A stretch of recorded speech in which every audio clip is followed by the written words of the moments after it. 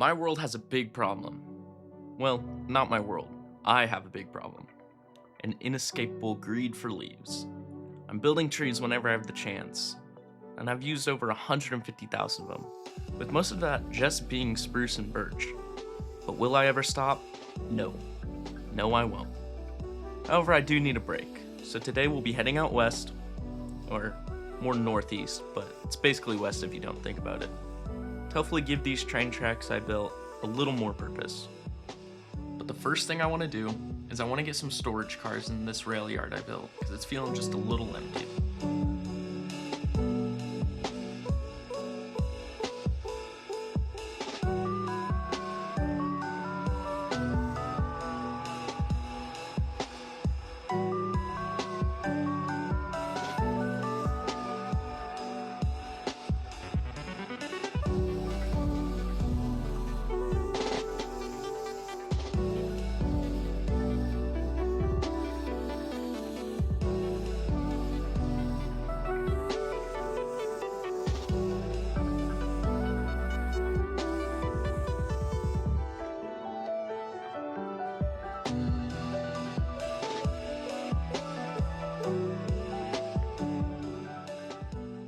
Now, I do really like the design of these rail cars. They're meant for storage.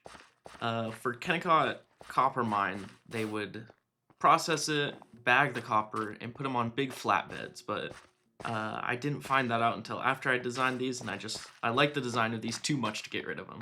But this is just the beginning of what I want to do. I have a lot of groundwork that I need to do today, and I think what I'm first going to get started with doing is building a dirt farm. Now, this is pretty complicated, so it should be a lot of fun. For this dirt farm, I thought I had a genius idea, and that was to hook the output of it up to this big blank wall I have in the copper mill. But unfortunately, this is a directional farm, and while I was building that, I didn't realize until I got to a sign that says, "This farm needs to face north."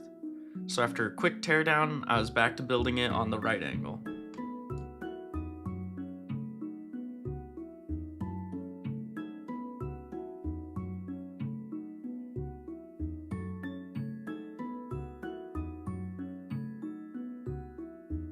And if this isn't clear enough already, I know nothing about redstone. But luckily, I was able to have my goat, Legio, come on here and fix some stuff up, because I was missing a couple buckets, all the filters, and I'd completely built the leaf crushers completely wrong on this farm. But the farm is now finally done. Wow, it's done, it works. It is so dark down here. But able to get this working, got a little bit of help, which I'm glad that someone was able to help me with this, because I know nothing when it comes to redstone, and so I'm just glad that this is working. I've ran a little bit already, and oh my gosh, I've ran a little bit already, and it works wonderfully. It's definitely gonna need a lot more AFK, but it gets cobblestone, and I think as well as spruce wood, which is also the dirt, but all very useful resources. But for what I have planned today, I'm going to need to run this a lot more, run the moss farm a lot more, to hopefully get this build done.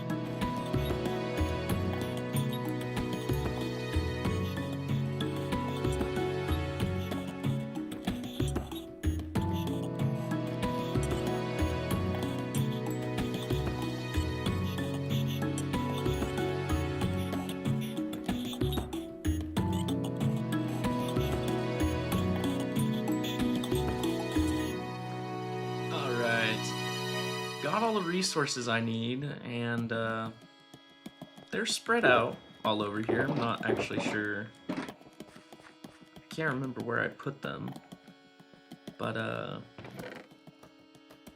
think a lot of them are in here. I think a lot of them are scattered about here, and then I have quite a few up in this storage. Most of them are in here. And with all these, I think it's finally time to get building.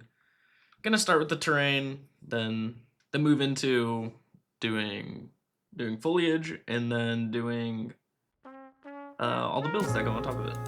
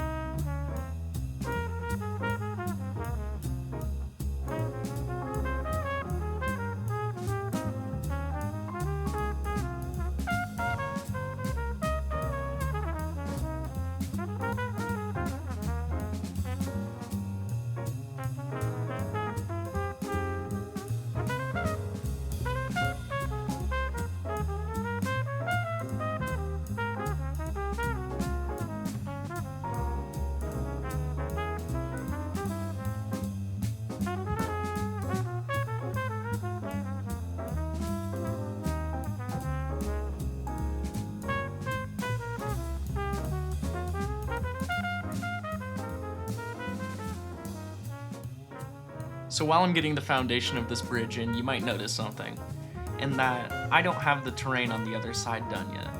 And that is an intentional detail. I'm not quite sure what I want to go over here yet. But while I was researching this, I really wanted to get the traditional red train bridge in. And I found out the reason they're red is because they coat them in an oxide primer, which helps with preventing rust and corrosion during transit and while the bridge is just sitting there over time. And I thought that was a pretty neat detail. You'll also see later on that with the shelves being added to the game, along with hanging signs, I was able to get a wonderful diagonal look on it, and I think it turned out just wonderfully.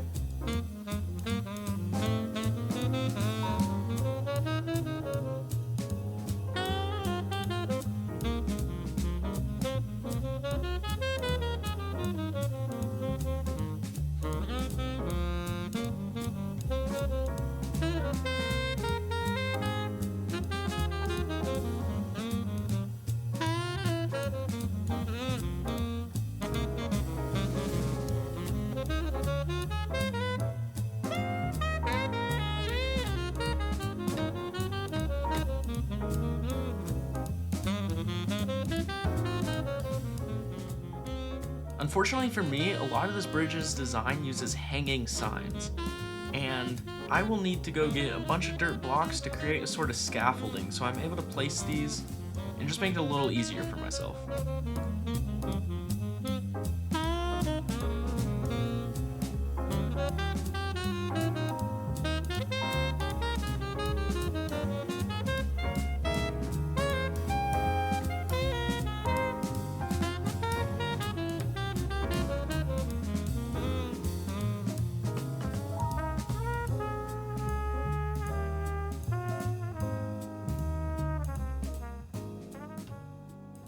I'm very happy with the way this bridge turned out.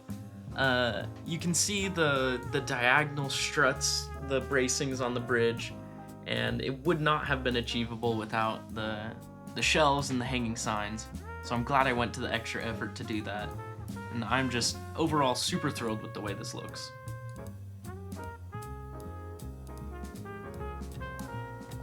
Alright, and for this next part, we're going to be getting in the foliage, and so I thought I would give a little demonstration on what my process behind that's going to be. I'm going to start with an inner layer of some tall ferns, and this is kind of the baseline for all of it, and then it's going to move into bushes, and then into short grass mixed with ferns. And so this kind of just like layers the different textures, get a lot of variety in here, and then occasionally throughout it I'll have little bigger bushes of azalea leaves and probably acacia leaves, and then maybe occasionally have some short dry grass and some normal dry grass, and maybe a couple firefly bushes, just so it gets a lot of depth in there and just a lot of variety. Of course, it's all going to come into hand placing a lot of this. I think it will make it look best, and I might do some tall grass. The more I've used it, the more I've realized I'm just not a huge fan of it. I'm not a fan of the top of it, but maybe throw in a little bit of there just to add some extra height variation.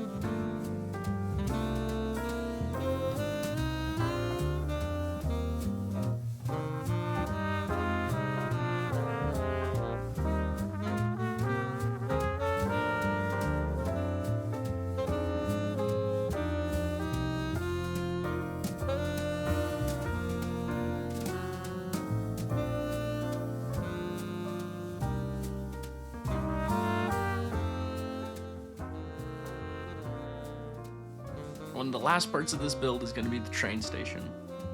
For this train station, I'm thinking about moving my nether portal to it, just as a nice little to and from location.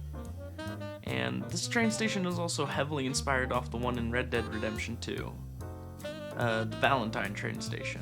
And I really like the train station in the game, so I thought, what's a perfect one to recreate?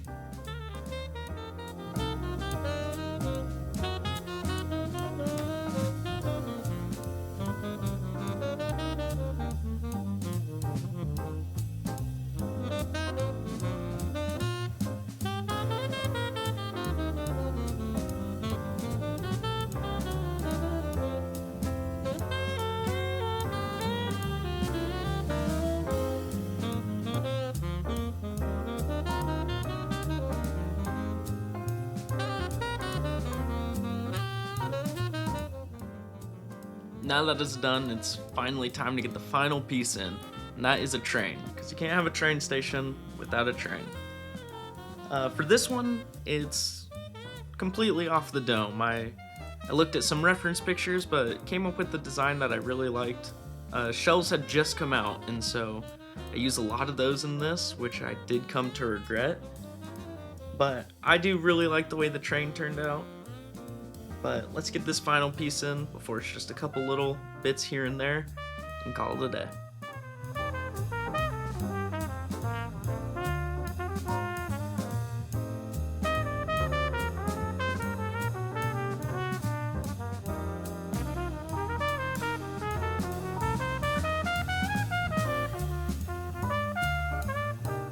But the build is finally done. I'm so excited with the way this turned out. Gonna use free cam. Really love the bridge. I think the foliage came in here very nicely. I went ahead and added bone meal to a lot of ferns and grass just to give it a little more fluff. The train design. Now I did remember this one is inspired loosely off the Big Boy. Which is a Union Pacific line that goes all over the United States, and it's a lot bigger than this. The scale's a little off, but I think it turned out pretty good. what I'm really in love with is the train cars. These train cars are so nice. They even got seats on the inside. But what I mentioned with the shelves, this was a bit of a hassle to get because I like the back texture of this, but just on the inside it leaves a whole block of space where you can't really do much. So redstone blocks and nether brick stairs were the best I could get to have a kind of flush interior while still also getting these textures that I wanted. A little bit of copper still needs to oxidize. The only unfortunate part about this is the daylight sensors. At night, these trapdoors do flip up and it looks a little silly, but other than that, from engine to caboose, the train is done. I have not moved the nether portal into this room yet. There's kind of just a little bit of resources and a bed where I was making base, but I have an interior planned out for this. Just didn't get all the resources, so what can you really do about it? But with that, that's gonna end off this video. I really am a huge fan of the way this turned out, and I hope you guys really liked it. With that, thank you for watching.